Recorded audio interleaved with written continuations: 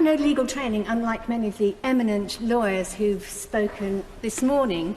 I have found myself in court occasionally, but mainly as a litigant against the Met Police and the government, although occasionally as a defendant, but I was obviously always innocent. We do have politicians lying to our faces. I mean, you know, the Prime Minister stands up and lies at the dispatch box, and we all see him doing it, as some of us care and a lot of us don't. If you make protests almost impossible to perform legally, and you criminalise non-violent direct action, and you abolish or restrict the ability of citizens to challenge the government in court through judicial reviews, and you turn the people against lawyers, and you gerrymander the election boundaries, and you dish out cash in a way that looks best to Conservative MPs, that is deep, dark politics. It all seems like a calculated ploy to turn all the cards in favour of an unaccountable government that can't be challenged in the courts, can't be challenged at the ballot box, and can't be challenged on the street. So we have to all unite against it.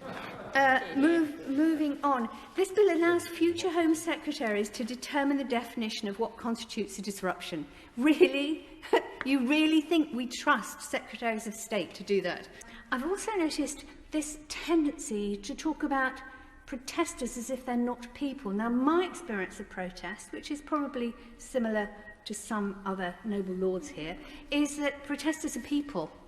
And you might think they're all hippies and people like that, but actually they're not.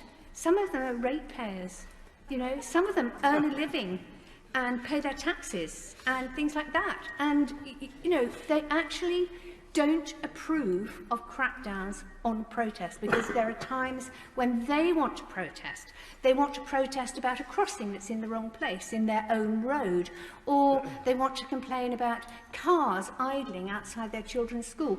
People protest, and it's all very well to call them protesters, but actually they are just people. What this will do is disenfranchise the most marginalised people in our population, and it will actually, it is voter suppression.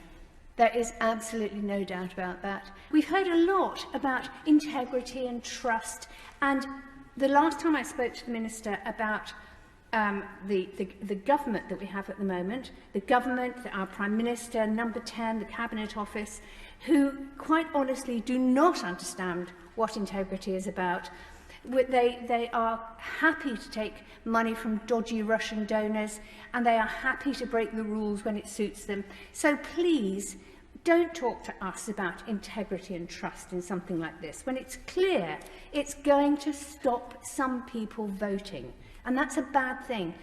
The Conservative Party, under Boris Johnson, since 2019, has taken almost £1.5 million in donations from the energy industry. Now, that is a slightly disturbing fact, and I mention that because my intention in this debate is to draw attention to the fact that we live in a corrupt country run by autocratic ministers who facilitate their friends pocketing large amounts of public money, either directly via government contracts or indirectly through putting holes in the regulatory system. And we've seen this recently with the fast-track scheme for PPE contracts, the second jobs scandals involving MPs, and all sorts of lobbying like David Cameron on behalf of Greensill. Money buys access, and access gives you everything from subsidies to licences. Know who has given what to whom, but how do we monitor what that person who's been given money is doing for the money? For example, it's reported that the Prime Minister has taken £2.3 million from Russian sources since he was elected as Prime Minister. What's he done for that? My Lords, the noble Baroness makes an allegation under privilege. Perhaps you'd like to repeat that outside the House. Personally, I think this government should go. I think it's outlived its usefulness, and it has proved that it is corrupt to its core. The assault on our democracy by this government is the biggest threat to freedom of speech and even to freedom of expression. That's the threat that deserves most of our attention, because each bit of legislation we pass here is making that threat grow. This government is silencing campaigners. It is turning dissent into a crime while rewarding the lobbyists and moneymen.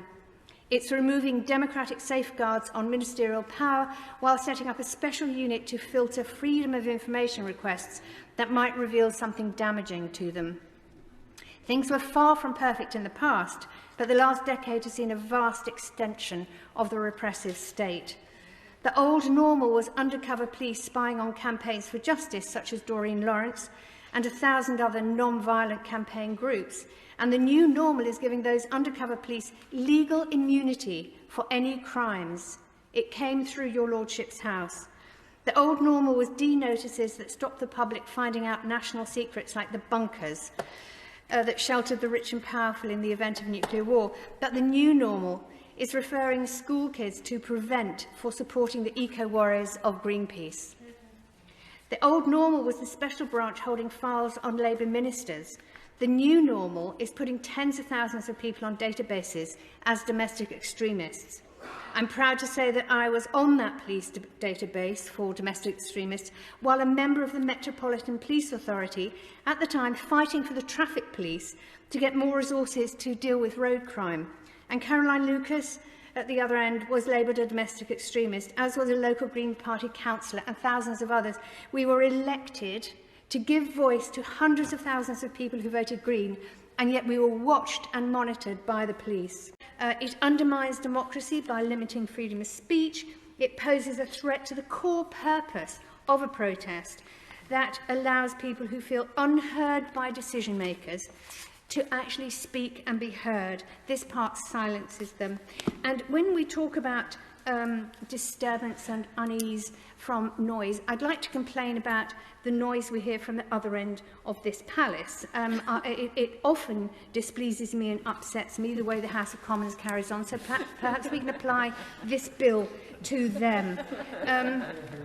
And I think within the amendment that's been suggested by the Conservatives is that water companies should report to Parliament once a year. What on earth is the good of that? This is not a new problem. We have known about this for nearly 30 years. And yet the water companies still insist on paying out billions to their shareholders and to their senior executives. They have not invested in the infrastructure that was needed to deal with this. And they could have done it over the past 30 years, and they absolutely haven't. And the awful thing is, the bizarre thing is, the House of Commons threw out this amendment without even really understanding what it was about. And I think they've been quite shocked at the public reaction to this. You've got to spend it out. Exactly. It should be the water companies that take responsibility for this. In your constituency, Mr. Graham, Severn Trent Water last year in 2020 actually spent 677 hours pumping out sewage into the River Severn. That is a total of 28 days continuous flow of faeces into your river. How are you going to explain that to your constituents? Why is that okay? So they should not have been doing this, and you know that very well. It is a bad look ahead of COP26, isn't it? Most of us here in this chamber will die of old age. That's what I suspect we would all like. By contrast, many of the young people at school today will die from the consequences of climate change. Central London has probably dropped in air pollution levels, and I do monitor this quite closely, simply because our roads are full of Extinction Rebellion brave planet protectors rather than filthy, dirty cars. And, of course, these measures could have a disproportionate impact on marginalised communities and groups advocating for social change, with Black Lives Matter, Muslim people, women and climate change activists, amongst whom I am, I hope, a guerrilla fighter, being particularly affected.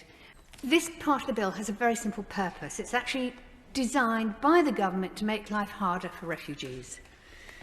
The two-tier refugee system is designed to give the illusion of there being a proper way of being a refugee, but this will inflict huge suffering and injustice on desperate people. Now, it's probably not the normal tactic to plan what we're going to do next in front of the government front bench, but I really... oh, is it? Is it?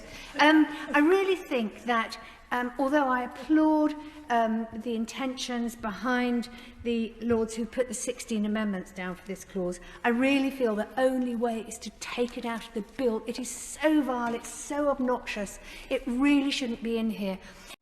My Lords, could the noble lady, the Minister, clarify for me, if a company wants a government contract, is it better to have a friend in the Cabinet or just give a large donation to the Conservative Party, or both?